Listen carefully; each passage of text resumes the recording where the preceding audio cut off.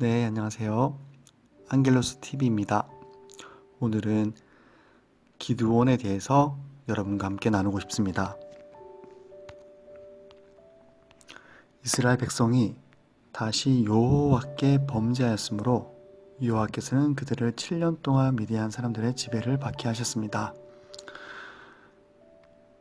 이 당시에 계속적으로 이스라엘 백성들은 하나님의 말씀에 불순종하였기 때문에 미디안 사람들에게 많은 고통을 당하게 됩니다. 미디안 사람들은 너무 잔인했습니다. 그래서 이스라엘 사람들은 산속 동굴로 피신해서 살게 되었는데요.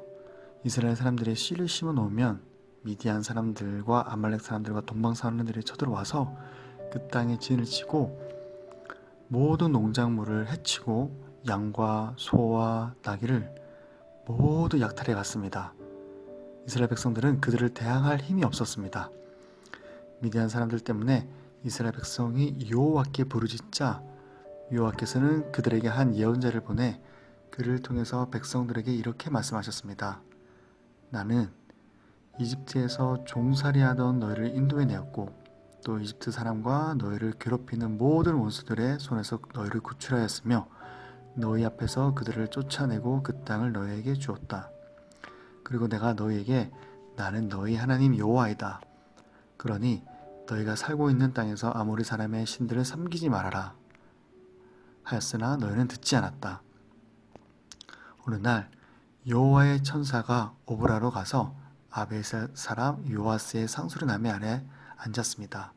그때 요아스의 아들 기드온은 미디안 사람들의 눈을 피해서 포도즙 틀에서 밀을 타자가고 있었습니다. 그때 여호와의 천사가 기드온에게 나타났습니다. 힘센 여호와 용사여, 여호와께서 너와 함께 하신다 라고 하자 그때 여호와께서 그를 보시며 말씀하셨습니다. 너는 있는 힘을 다해 가서 이스라엘을 미디안 사람의 손에서 구출하라. 내가 너를 보낸다.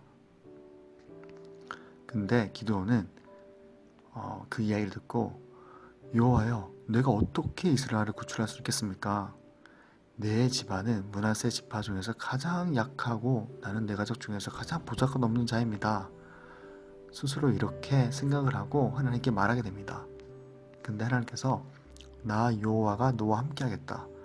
그러므로 너는 한 사람을 치듯이 미디안 사람을 쉽게 칠 수 있을 것이다 라고 기드온에게 하나님은 말씀하셨습니다.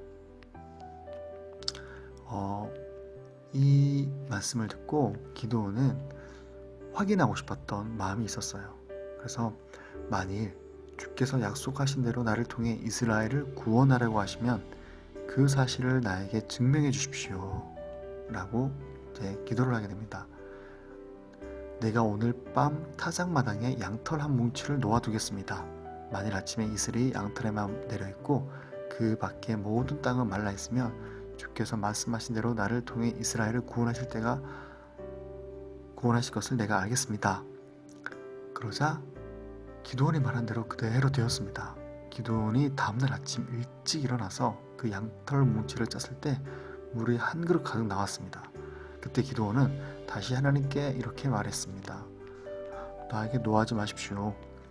양털로 한 번만 더 확인하게 해주십시오. 이번에는 양털만 말라있고 그 밖에 모든 땅에는 이슬이 내리게 하소서. 그래서 그날 밤 하나님이 그대로 하셨는데 정말 기드온의 말처럼 양털만 말라있었고 모든 땅은 이슬로 젖어 있었습니다. 이렇게 기드온은 자신을 통해서 하나님이 이스라엘 백성들을 구원한다라고 하는 것을 이제 알게 되었습니다. 그리고 기드온은 이제 미디안 군과 함께 미디안 군을 무찌르기 위해 준비하게 됩니다. 그때 여호와께서 기드온에게 말씀하셨습니다. 너와 함께 있는 백성, 그러니까 기드온과 함께 이제 군인들이 너무 많아서 내가 미디안 사람들을 너희 손에 넘겨주지 않겠다. 그들이 만일 전쟁에 이기면 자기들 힘으로 이긴 줄 알고 교만할 것이다. 그러므로 너는 백성들에게 두려워서 떠는 자는 누구든지 이곳 길앗산을 떠나 집으로 돌아가라고 말하라. 그래서 22,000명이 돌아가고 10,000명만 남았습니다. 근데 여호와께서 기도원에게 다시 말씀하셨습니다. 아직도 너무 많다. 너는 그들을 강가로 데리고 가거라. 내가 거기서 너와 함께 싸우러 갈 사람과 가지 않을 사람을 구별하여 너에게 보여주겠다. 그래서 기도원은 그들을 물가로 데리고 갔습니다. 그때 여호와께서 그에게 개처럼 혀로 물을 핥아 먹는 사람과 무릎을 꿇어 마시는 사람을 따로따로 세워라 하고 말씀하셨습니다. 그러자 손으로 물을 움켜서 핥아 먹는 사람은 300명이었고 그 나머지 사람들은 모두 무릎을 꿇고 물을 마셨습니다. 그래서 기도원은 300명을 제외한 나머지 사람들을 모두 집으로 돌려보냈고 남은 300명을 돌아가는 사람들에게서 식량과 나팔을 인수하였습니다. 그때 미디안군은 이스라엘군이 있는 골짜기 아래쪽에 진을 치고 있었는데요. 그리고 그는 300명의 병력을 세 부대로 나누고 각 병사에게 햇불이 든 항아리와 나팔을 주면서 이렇게 말하였습니다. 내가 적 진지 외곽에 도착하면 여러분은 나를 잘 보고 내가 하는 대로 따라하시오. 내가 나와 함께 있는 사람들과 나팔을 불면 여러분도 적 진지 사방에서 나팔을 불고 여호와를 위하여 기도원을 위하여 하고 외치시오. 기도원과 그를 따르는 100명의 병력이 미디안군의 진지 외곽에 도착했을 때는 그들이 막 보초교대를 끝낼 자정 무렵이었습니다. 갑자기 그들이 나팔을 불며 들고 있던 항아리를 깨뜨리자 다른 두 부대도 그들을 따라 일제히 왼손에 든 항아리를 부숴 횃불을 높이 들고 오른손에 든 나팔을 불며 여호와와 기도원을 위한 칼이다 하고 외쳤습니다. 그들이 각자 자기 위치에 서서 그 진지를 포위하자 적군은 놀라 아우성치며 허둥지둥 달아나기 시작했습니다. 기도원의 300용사가 나팔을 부는 동안 여호와께서는 그들을 혼란 가운데 빠뜨려 자기들끼리 서로 치게 하셨습니다. 그래서 기도원의 300용사들이 승리할 수 있었습니다.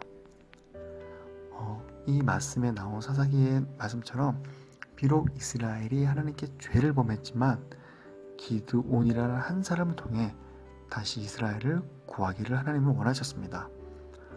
300명의 용사로 전쟁을 해서 이기는 것은 그 당시 상식적으로 불가능한 일이었습니다.